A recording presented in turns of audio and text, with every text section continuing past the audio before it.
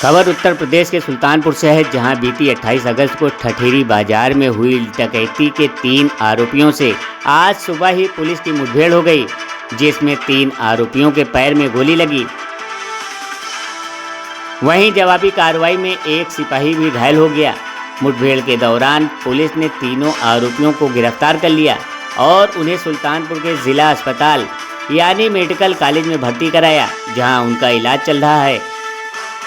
वहीं डकैती की वारदात को लेकर पुलिस अब इन बदमाशों से पूछताछ कर रही है।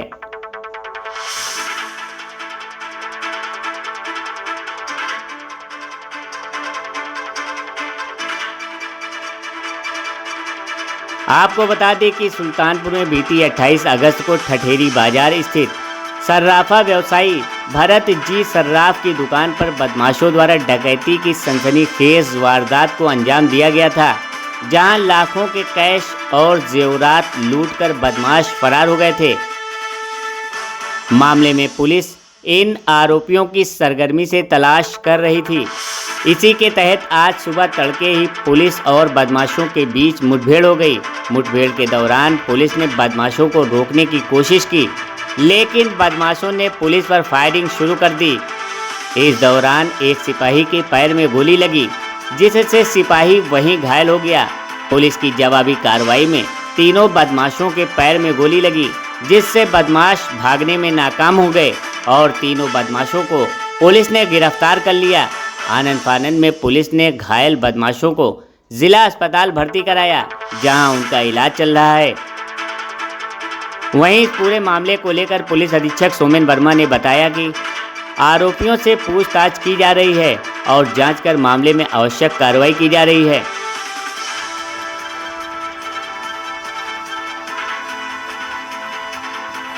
गाड़ी में तुरंत बैठाइए।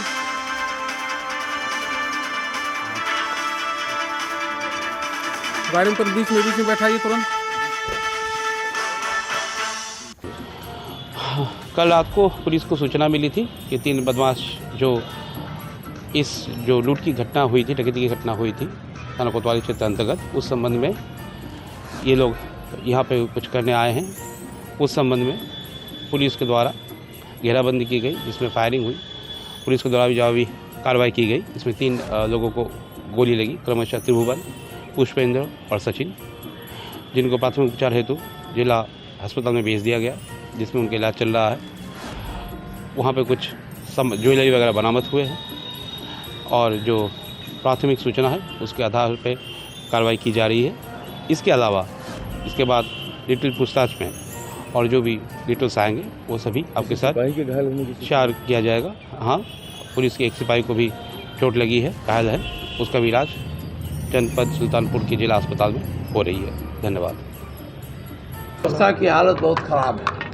ये खाली झूठे ढींग मारते हैं कि हमारी कानून व्यवस्था ठीक है। अगर कानून व्यवस्था ठीक होती तो इस तरह से खुलेआम डकैती दिन दहाड़े हुई और आज तक ये किसी अपराधी को पकड़ नहीं पाए। रोज़ दूसरे तीसरे आप देख रहे हैं, कहीं लड़की मिल रही हैं, कहीं बलात्कार की स्थिति आती है। और ये क्यों? प्रिवेंटिव जो कानून व्यवस्था को बचाने के लिए प्राथमिक व्यवस्था है वो इनका खराब है। आप बाद में किसी को पकड़ के गोली मार दीजिए, किसी का घर गिरा दीजिए, वो अलग है, लेकिन ये घटनाएं होती ही क्यों? अगर आपकी कानून व्यवस्था ठीक है तो घटनाएं नहीं घटित होती। आज सुप्रीम कोर्ट ने एक निर्णय दिया है इसी बुलडोजर नीति पे ही योगी की, बुलडोजर नीति पे का रिव्यू होना चाहिए बिना किसी उसके, उस पर क्या कहेंगे? देखिए, बुलडोजर नीति की हमने पूरी आलोचना की थी, पहले भी कहा था, असेंबली में कहा था, रोज़ हम कहते हैं। ये बुलडोजर नीति एक तरह से तानाशाही प्रवृत्ति का द्योतक है। कानून व्यवस्था प्रजातंत्र रूल ऑफ लॉ है, कानून का राज प्रजातंत्र होता है। कोई प्रक्रिया बिना कानून के नहीं हो सकता। ये किसी का भी होता है, किसका घर है उसको ले जाके गिरा देते हैं। झगड़ा किसी से है, गलती किसी ने की है, उसके बाप का घर गिरा देंगे, भाई का घर गिरा देंगे। ये एक तरह से तानाशाही प्रवृत्ति की द्योतक है। 5 दिन हो चुके हैं, 5 दिन आज हो चुके हैं डकैती कांड को। 5 दिन हो चुके हैं डकैती कांड को और आज रायबरेली में भी एक घटना आपको मैं बता रहा हूँ, मैंने असेंबली में भी कहा था कि ठीक है, आप डकैती हो जाती है तो आप किसी न किसी को पकड़ते हो, कोई घटना हो जाती, किसी न किसी का घर गिराते हो, लेकिन ये घटनाएं होती ही क्यों है? ये आपकी जिम्मेदारी नहीं है? क्यों घटनाएं होती है? आप अगर पहले से प्रिकॉशन लें, इतनी बड़ी फोर्स है, ये भी नहीं कहा करते कि हमारे पास फोर्स नहीं है। अब एक एक थाने में 70-70 सिपाही बीट के हो गए, 10-10, 12-12 सब इंस्पेक्टर हो गए, एक एक इंस्पेक्टर हैं, सीओ हैं, इतनी बड़ी फोर्स है, आपका निचले स्तर तक आपका संबंध है, फिर क्यों नहीं रुक रही घटनाएं? इसके माने इनकी नीति लचर है, इनका इरादा कानून व्यवस्था को मुस्तैदी से लागू करने का नहीं। अध्यक्ष जी, सदन में आप विपक्ष के नेता हैं और आप अध्यक्ष भी रह चुके हैं। मुख्यमंत्री योगी आदित्यनाथ जी सदन में कहते हैं कि उत्तर प्रदेश में बेटी और व्यापारी दोनों सुरक्षित हैं और दिन दहाड़े लूट। अब आप हमें से क्या पूछते हो? आप खुद देख लो क्या कहते हैं। दिन भर कोई अच्छी बात कहते, व्यापारी सुरक्षित है, महिलाएं लड़कियां सुरक्षित हैं।